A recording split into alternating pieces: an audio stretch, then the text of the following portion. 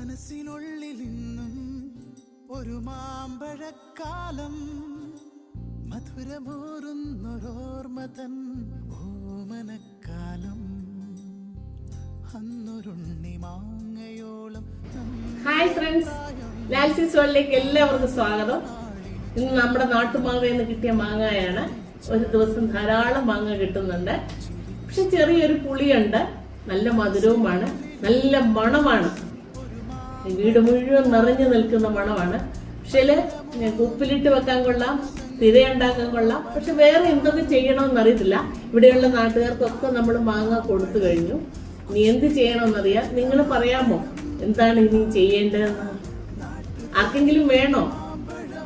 പറയുക, വരിക, കൊണ്ടുപോവുക, നല്ല കറി വെക്കുക. Thank you.